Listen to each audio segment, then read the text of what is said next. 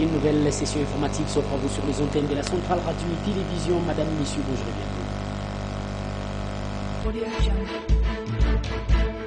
À la une de cette session informative, fin du premier sommet africain sur les climats organisé à Nairobi, capitale du Kenya. Ici, le Premier ministre des Congolais, Jean-Michel Sama Lukonde Kyenge, a représenté le chef de l'État des Congolais, Félix-Antoine Tshisekedi Tshilombo, et a pris part à cette cérémonie de clôture de ces sommets qui s'est organisée pour lutter contre les changements climatiques dont les velléités de ces changements climatiques sont presque apparents au prix des paisibles citoyens d'Afrique et à travers le monde. À suivre dans cette session informative.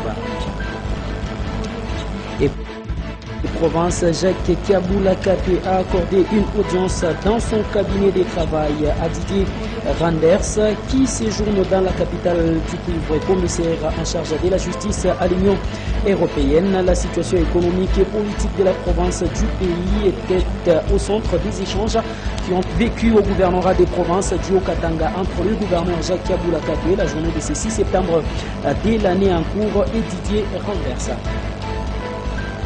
Et puis Bobo Maloulou, commissaire provincial en charge de l'énergie et du Haut-Katanga, a foulé les sols de la montagneuse Vidélikassi la journée de ce mardi 5 septembre de l'année en cours. À son arrivée, l'invité du jour a échangé avec l'autorité urbaine Mungo Mbatamba Henri et son adjoint Jean Mouzinga Mouchinji dans le bureau du maire de la montagneuse Vidélikassi avant de prendre la route des Kambov où il était en partance pour une mission officielle à suivre dans cette session informative. Voilà tout pour les titres. Madame, Messieurs, bonjour. La direction Nairobi, capitale du Kenya, où le Premier ministre des Congolais, Jean-Michel Sama Lukonde Kyenge, a séjourné pour les comptes du gouvernement de la République démocratique du Congo, mais aussi et surtout pour représenter les chefs militaires des Congolais, Félix-Antoine Tshisekedi Tshilombo, à ce sommet qui a été organisé sur les climats, question de lutter contre les velléités du changement climatique qui sont devenues palpables à travers le monde. Ici, il a été demandé à ce que l'Afrique soit traitée de la meilleure façon dans le cadre de la lutte contre les changements climatiques. Suivez donc cet élément de reportage. A sanctionné ce mercredi 6 septembre 2023 la fin du premier sommet africain sur les climats tenu à Nairobi, appelle à une réforme urgente du système financier multilatéral pour l'obtention des financements des projets pour l'atténuation et l'adaptation du climat. Le président kenyan William Ruto, qui a clôturé ses assises, demande également aux pays développés d'honorer leur engagement de verser annuellement 100 milliards de dollars pour les financements des projets liés au climat.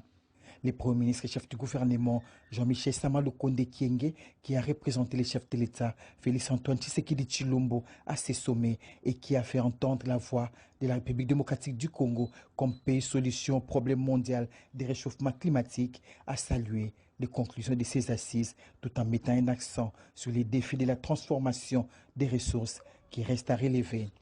La République démocratique du Congo a fait entendre sa voix, comme je l'ai dit, sur son potentiel et sur sa capacité de devenir comme pays solution. Nous le disons tous les jours, nous avons les minéraux de la transition énergétique, nous avons la forêt, les tourbières de captage de carbone, nous avons des rivières qui permettent une production d'énergie verte. Et donc tout cela, nous en avons parlé, mais nous avons dit ici, le défi, c'est de transformer ce potentiel en réalité pour nos populations, en termes de dividendes sur l'apport que nous donnons sur la préservation du climat et à la préservation de l'augmentation de la température à plus de 1,5 degrés. Et donc, nous avons fait entendre notre voix, nous avons parlé effectivement de ces trois ingrédients indispensables pour revoir l'avenir avec un ciel bleu. Il faut de la volonté, en tout cas des pays pollueurs, sur leur contribution en termes de crédit carbone. Il nous faut de la détermination dans les engagements que nous prenons et surtout dans le vœu de laisser un monde meilleur aux générations futures, à nos enfants. Moussa Faki, président de la Commission de l'Union africaine, a pris l'engagement de sensibiliser les États membres sur la communion des efforts afin de tirer les meilleurs avantages de ces sommets africains sur les climats. Pendant ce temps, le président de la République et chef de l'État, Félix-Antoine Tshisekedi Tshilombo, a lancé l'opération des accouchements gratuits dans les différentes structures médicales dès la capitale congolaise. La journée dès ce mardi 5 septembre dès l'année en cours en présence de plusieurs autorités politico-administratives, ce qui s'avère être le premier pas réalisé dans le cadre des soins de santé universels pour tous, tel que voulu par son plan d'action au niveau de la République démocratique du Congo. Suivez donc cet élément de reportage où l'activité a vécu au centre médical ou à l'hôpital du colonel Tchachi dans la ville-province de Kinshasa. Santé universelle, c'est désormais effectif. Après la gratuité de l'enseignement de base, vive la gratuité de la maternité et des soins du bébé. Sous le haut patronage du président de la République Félix-Antoine Tshisekedi Tshilombo, le Conseil national de la couverture santé universelle a procédé ce mardi 5 septembre 2023 au lancement officiel de la couverture santé universelle en RDC avec comme premier paquet des soins la gratuité de la maternité et la prise en charge du nouveau-né. La cérémonie a été présidée à l'hôpital du camp militaire colonel Tchachi en présence de chefs des institutions, le président du Sénat Modeste Bahati Lukwebo, le vice-président de l'Assemblée nationale André Mbata et de plusieurs autres invités.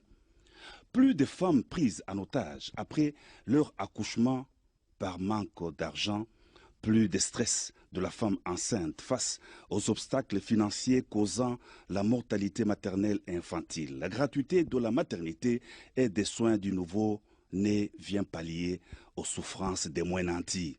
Elle sera d'application à Kinshasa, où l'on dénombre le taux le plus élevé de mortalité maternelle et infantile avant de s'étendre vers d'autres provinces et sur l'ensemble du pays en 2024. 320 établissements de santé ont été répertoriés à travers la ville de Kinshasa pour assurer la gratuité de la maternité et des soins des nouveau-nés.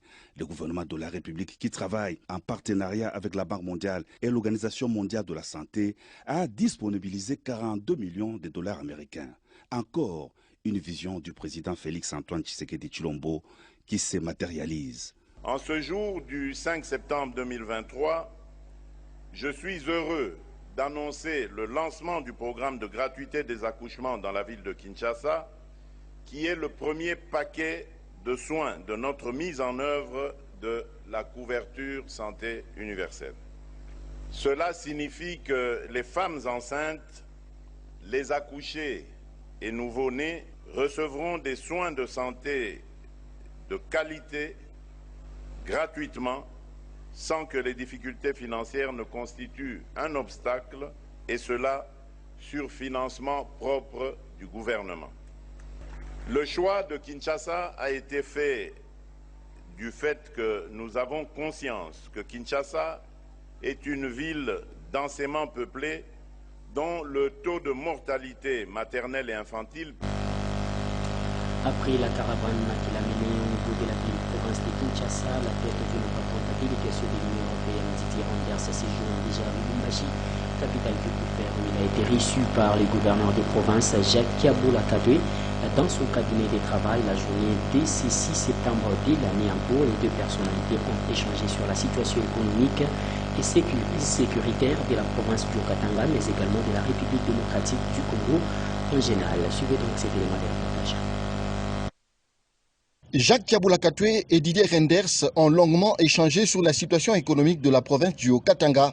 Pour le commissaire à la justice de l'Union européenne, la province devra se développer, notamment grâce à son secteur minier. Et donc de voir dans quelle mesure on peut, en collaboration avec des opérateurs européens, développer le secteur d'énergie. Il y a un besoin d'énergie très très important dans la province, mais aussi les besoins dans le secteur agricole et de transformation de produits agricoles, donc d'agroalimentaire, parce qu'il y a une vraie capacité de production en la matière et on sait que les manœuvres partent vers les mines avec peu de capacité dès lors de développement dans ces secteurs-là. Donc ce sont des projets assez importants que l'on pourrait continuer à mettre en œuvre, tout comme d'ailleurs dans le secteur minier. J'en avais parlé à Kinshasa également avec le président de la République, l'idée d'avoir un partenariat stratégique sur les minerais critiques, parce que ça permettrait aussi à des opérateurs européens de venir participer avec une intention très forte de développer l'aspect social de l'exploitation minière. Ce n'est peut-être pas toujours le cas de tous les opérateurs, mais nous avons, le souci évidemment d'aller vers une valorisation beaucoup plus importante du travail presté dans le secteur minier. Au cours de ces échanges, les deux personnalités sont revenues aussi sur les processus électoraux en cours en République démocratique du Congo. L'autre développement, c'est le développement sur le plan sécuritaire, puisqu'on sait très bien qu'on approche d'une campagne électorale. Et je crois qu'il faut être très attentif à la manière dont on organise le maintien de l'ordre. On a aussi échangé sur le rôle de la police en première ligne en matière de maintien de l'ordre, avant de voir éventuellement un support militaire. Donc ce sont des thèmes importants. Et je crois que le gouverneur est très sensible à la fois au développement économique et social de la province, mais aussi à la sécurité et au maintien de l'ordre. À noter que Lubumbashi est la deuxième étape de ces séjours de travail de Didier Reynders en République démocratique du Congo.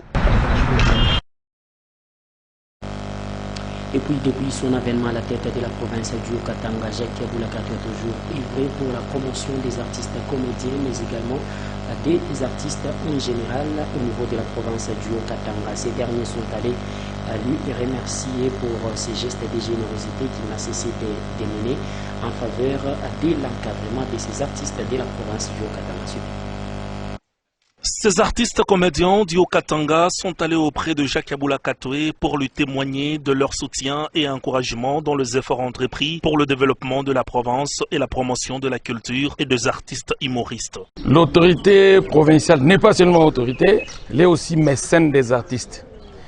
C'est quand nous sommes venus nous enquérir de la situation de l'heure et lui apporter notre soutien en tant qu'artiste.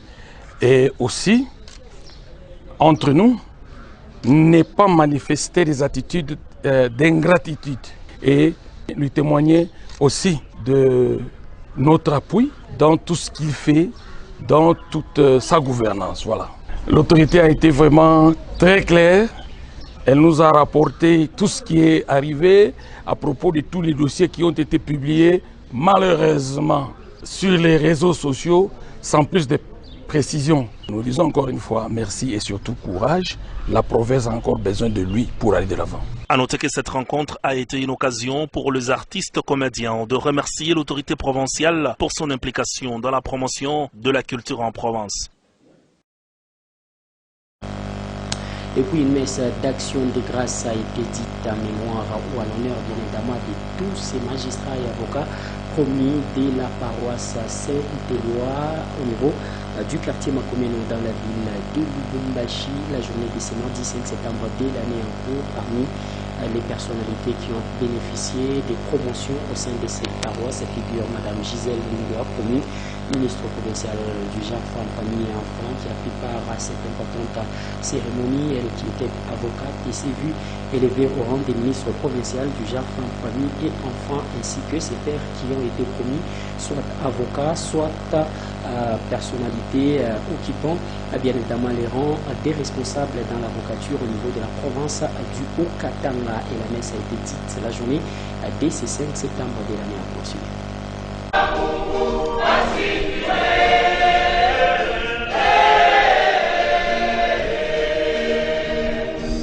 Le consortium de magistrats et avocats baptisés catholiques a honoré leurs collègues magistrats et avocats de cette organisation promus dans différents domaines professionnels. C'est le cas de l'élévation de Maître Gisèle Ngongwa au rang du ministre provincial du genre, famille et enfants en province, et Pierre Malagano maintenu comme président de la cour d'appel de Lubumbashi. Tout a commencé par la messe à la chapelle Saint-Éloi, dite par Monseigneur Emmanuel Mumba. Dans son homélie, le vicaire général a exhorté l'Assemblée de Dieu en général et aux heureux promus en particulier d'être le sel et la lumière dans leur profession comme le Christ le recommande.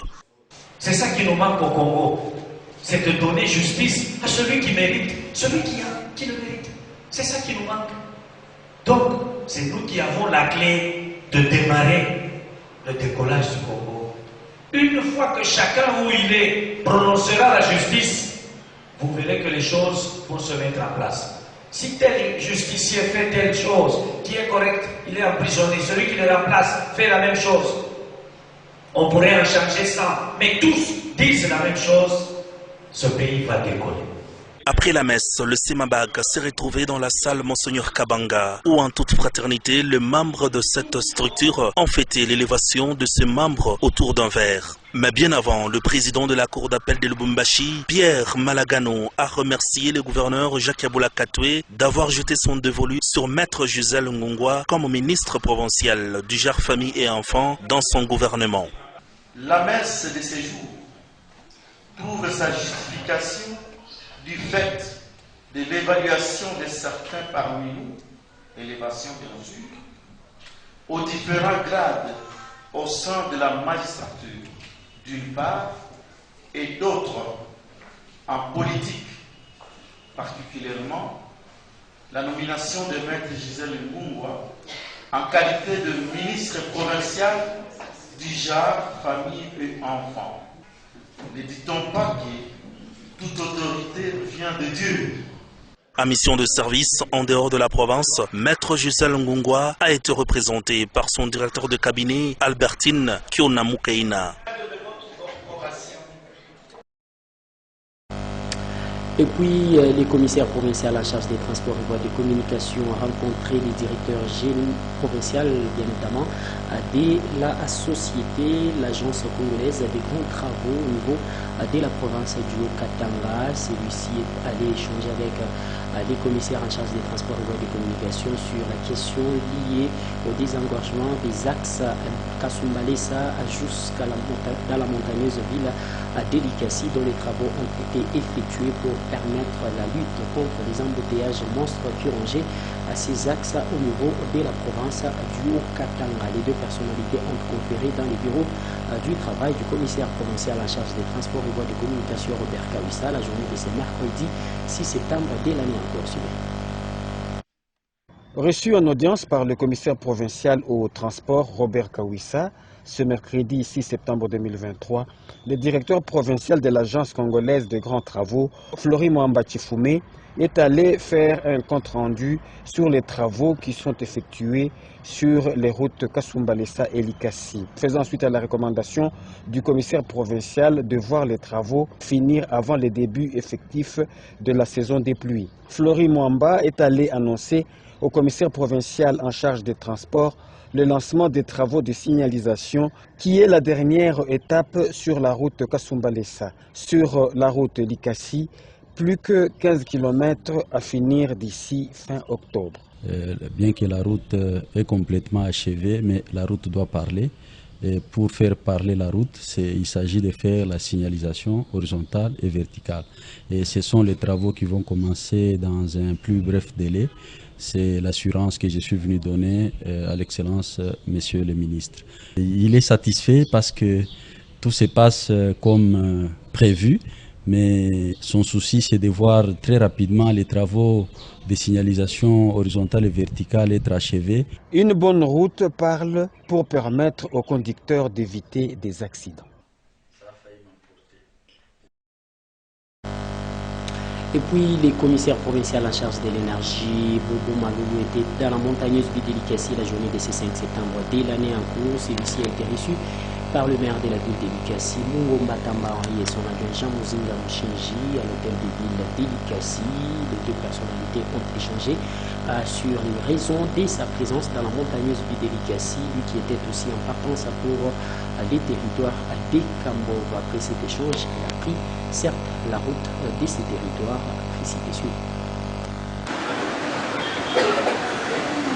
À la montre, il était 11 heures, passé de quelques minutes, lorsque la voiture du commissaire en charge de l'énergie de la province du Haut-Katanga débarque à l'hôtel de ville de Likasi en mission de service de la ville montagneuse ce 5 septembre 2023. Après avoir reçu les honneurs de l'autorité urbaine, Henri Mungombantamba et son équipe vont lui accorder une audience qui a duré près de 2 heures. Le commissaire de Kiaboula, Bobo Maloulou, est venu s'informer auprès de l'autorité urbaine les problèmes qui rongent la population locale, comme l'eau et l'électricité, devenus un véritable casse-tête. Après un échange houlé avec les responsables de la Société nationale d'électricité, le commissaire en charge de l'énergie, Bobo Maloulou, appelle les fils et fils de Likasi à faire confiance au gouverneur des provinces qui ne ménage aucun effort pour soulager les inquiétudes des siens.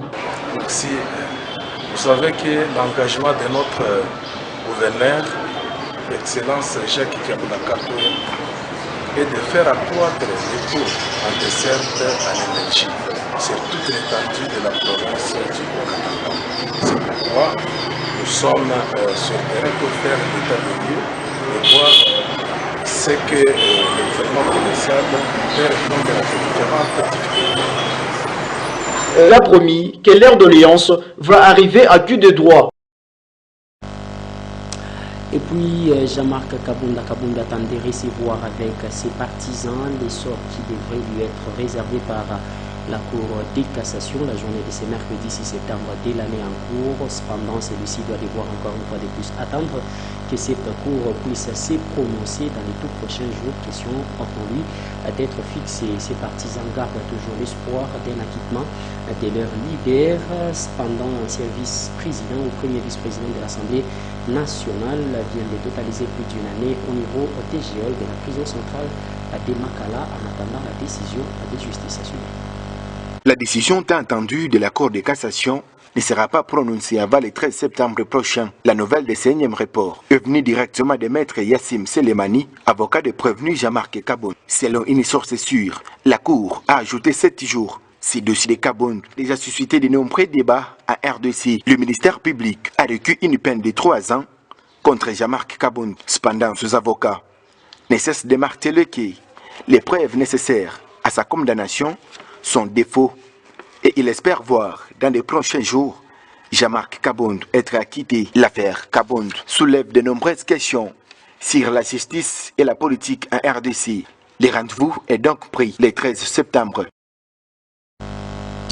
Et puis, début du procès des présumés criminels qui auraient tué des paisibles citoyens qui étaient en train de manifester du mouvement mystico-religieux de Wazalendo dans la ville de Goma, dans la partie est de la République démocratique du Congo. Plus de 50 compatriotes des Congolais étaient tombés sous les coups de balles des agents de l'ordre parce qu'ils manifestaient contre le départ, donc pour le départ plutôt, des casques bleus de la MONUSCO sur le territoire RD congolais. Cependant, ces compatriotes qui avaient été tués lâchement par les forces de l'ordre dans la partie est de la République démocratique du Congo, ces derniers comparaissent devant les juges militaires de la République démocratique du Congo dans un procès qui a débuté la journée de ce 6 septembre de l'année en cours, au moment où d'autres sont déjà rappelés à Kinshasa. Tel est le cas du gouverneur militaire de la province du Nord Kivu.